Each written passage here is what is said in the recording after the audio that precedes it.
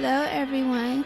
Giving you a very warm welcome and a very special thank you for joining me on my podcast today, formerly known as How to Be a Trillionaire. On this podcast, we're going to be discussing our experiences, knowledge, and any helpful information and wisdom with the sole intention of strengthening and unifying our community, okay? It's going to be no cap, no nonsense on this podcast. We're keeping it trill and sucker free.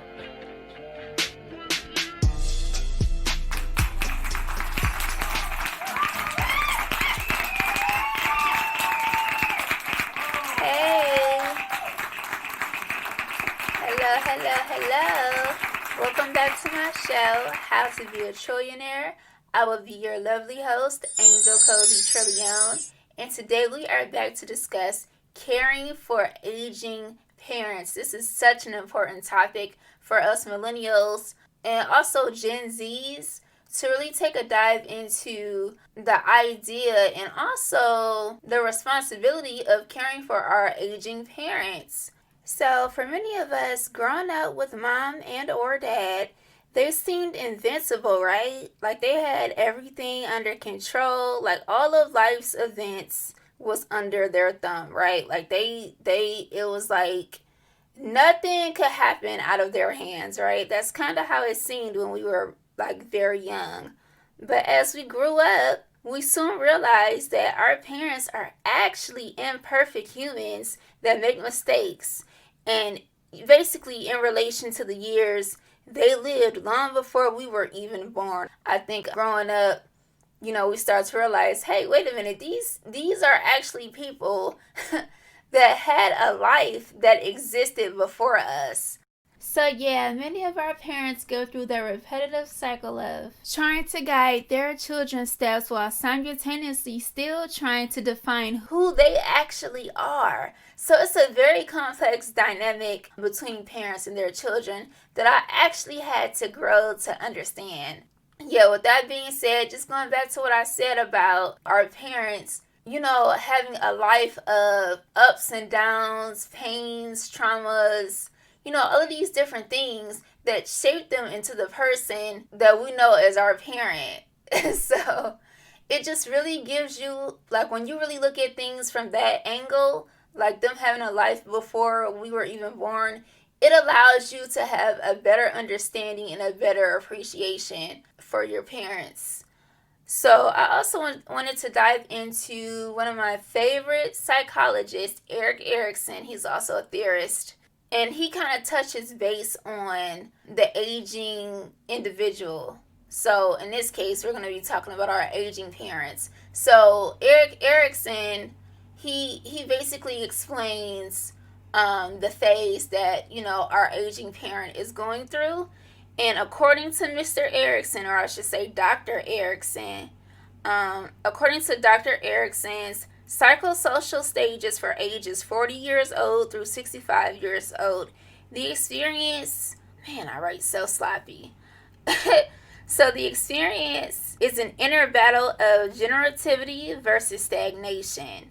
So generativity refers to the feeling of leaving your mark in this world through compassion for others and a contribution to the improvement and advancement of our society.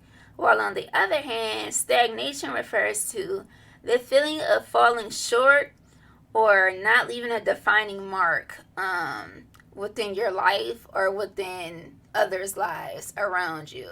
So within the aging adult between the ages 40 and 65 years old, they experience generativity versus stagnation.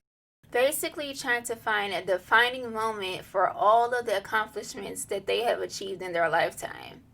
So knowing this information, I believe it is extremely important to keep your aging parents informed on ways they can be involved with improving and advancing the conditions that exist within their community, city, society, in its entirety. I also think it's important that we really start to allow our parents to reflect, have very reflective conversations with your parents who exist within that middle age group, mostly highlighting accomplishments and giving enthusiastic, proud energy within doing so. And in addition to that, if the conversation shifts to shortcomings and hardships that occurred, allow them to express their matured perception of those experiences and remind them of how strong they were to overcome and exceed those experiences the way that they did. I mean, we understand that, any lighthearted nostalgia is always healthy and, fun to engage in. But we've noticed that many older adults find themselves discussing their past almost as if their best days are gone and over. But I personally believe that way of thinking can be very much self-sabotaging, because any heart that is still beating has a future. And for those who are able-bodied, there are a series of best days to come if they are welcomed into your life. So I guess with that being said, it's important to recognize the difference between nostalgia and I'm probably making this term up, but I want to say nostalgic depression. Wow. Nostalgic depression. I don't think that's in the, what is it called? The psychological book with all the different diagnoses in it. But I'm going to call it nostalgic depression. And that's when it goes from lighthearted nostalgia, when you're just reminiscing on all the cool things and funny things that happened in the past. It's almost like nostalgic depression of, my past is all I equate to, just kind of that energy around the past. It's like nostalgic depression. It's not necessarily like a reminiscing. It's more so like a, oh, well, my best days are over and I'm worthless now because I'm older.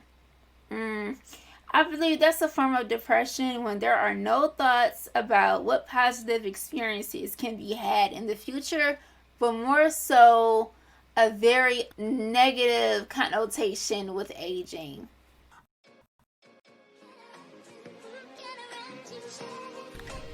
So let's take the time to think about what ways we can encourage generativity within our parents' lives. And also, do you recognize any feelings of stagnation in your parents?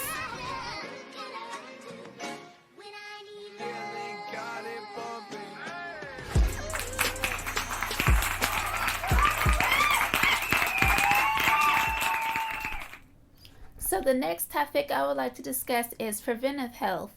So, preventive health, I'm sorry, my voice got a little lost there. Preventive health can be defined as actions taken to keep illness, harm, or any accidents from occurring. Preventive health is essential for the prosperity of our parents' future.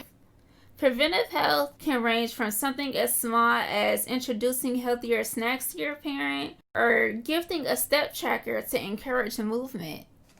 So I believe it is important to keep in mind that when it comes to including ourselves in our loved ones' health journey, it is very important to play a more supportive role rather than trying to push our loved ones into a specific direction. Mostly because the development of autonomy, or in other words, having the confidence to manage one's own personal health, is going to be essential for promising outcomes, especially when it comes to the longevity of self-motivation in contrast to a more conditional sense of motivation. And to further explain, the conditional motivation is bound to wear out because it is mostly fueled by the validation and push of other people.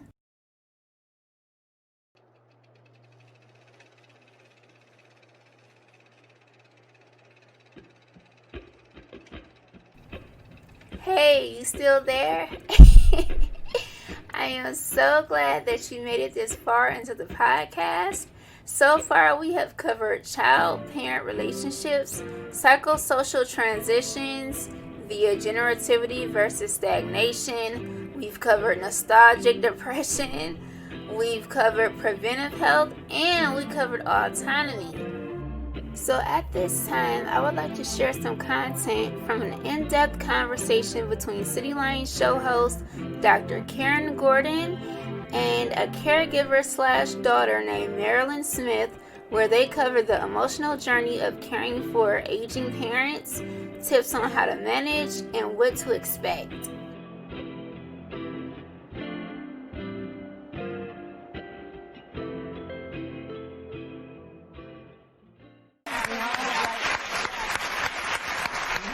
We've heard from so many viewers that say your job now as the child is to step in there.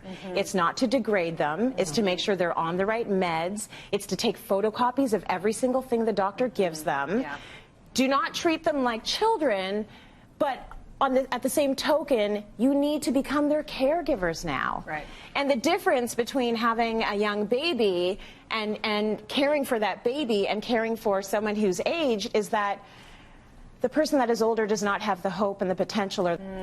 And so you have to preserve as much of their dignity as you possibly can. And Tracy, that is so huge because my dad, when he said, I can't do this anymore, you know, the fact that he, like the indignities that he had to do and go through to just be here, and like he was dying of cancer, and it was like, you know, stop giving me stuff, like, and so because that's a huge decision. And my mom and them being married 69 years, like she lost her boyfriend, her husband, her lover, her partner. They held hands every day. So, you know, I think we focused on my dad. I'm sorry, I'm sort of skipping topics, but we focused on my dad so much we kind of forgot about my mom. Like, oh, you know, she's okay, she's okay. But my mother was, you know, when we needed, and you know, my brother and my sister, God bless them, they live in Vancouver, and they are there for them, you know, and I just sort of flew in, and that's another issue altogether, that, you know, the sibling who kind of comes in on the, they used to laugh, my mom and dad always said, Mairlyn, why don't you just ride your broom in here, and, you know, and Take over. Just tell us anything, you know, and, oh my God. I'll tell you this as well. There's a lot of humor involved in And well, you have grief. to keep it. Oh you have my to God. Keep you have to keep the humor. And you've always been good about advising that. You can take a break. From the emotional heaviness of it all. You can take some time to be lighthearted. Your father was a joker, and so it's good that you could talk about death and be really open about it with him, because sometimes a parent needs that. So I just want to get to some tangible tips here from you, Dr. Karyn, just about what you might be looking for to know you need to step in, because they might not feel comfortable asking. And I love the fact, in terms of, Tracy, how you framed it, because you're right. It's the role of a caregiver. We're not the parent. No. Okay, we're not the parent, and it's really important that we're not kind of coming as a dictator. That we are coming in as a caregiver. Okay. So for all of us that are kind of thinking about what are the things I should be looking for, you actually said you said a number of them. Physically, number one. So physically, they're looking a little bit worn. They're looking a little bit tired, maybe even slower, maybe even a little bit depressed. Two, the home is looking a little bit cluttered. Stuff is not, you know, the fridge, like you said, you know, you can just tell that they're not managing the house. Dishes are left in the sink. You know, food is old in the fridge. Three, the house and the lawn maintenance is kind of like, you know, exactly what you said, the gardening. All of a sudden, because, you know, some people might say, I need help. Most people are not going to say that they need help. So we have to be kind of a little bit of the detective a little bit. The fourth one, this is really important, is forgetfulness. They forget conversations. They forget appointments. They forget medication. They forget with maybe, you know, something that they said that they were actually going to do. The fifth one is a loss of hobbies. Right, where all of a sudden things that they love to do, they're not doing it, and that's probably sometimes could be connected with depression as well. And the last one is around the hygiene. Like, they're just not able to physically, emotionally take care of themselves. So those are just kind of a few signs to kind of, you know, pay attention to in the sandwich generation. Saying, do I need to step in? Okay, so we just want to empower ourselves, you know, as you know, the signs to know with what to do. So as you can see, being a caregiver is a journey within itself. So it is important to manage your time well, keep lines of communication at an all-time high, and know when it is time to take a break or ask for help. Okay? So I hope you found this podcast episode informative and encouraging. I know I did. I learned a lot along the way of creating and researching the content for this podcast. And that is always one of my top goals, is to learn from the content that I create. Thank you for tuning in, and this podcast will always be readily available for you when you need it. Okay? Peace, love, and blessings. Mwah.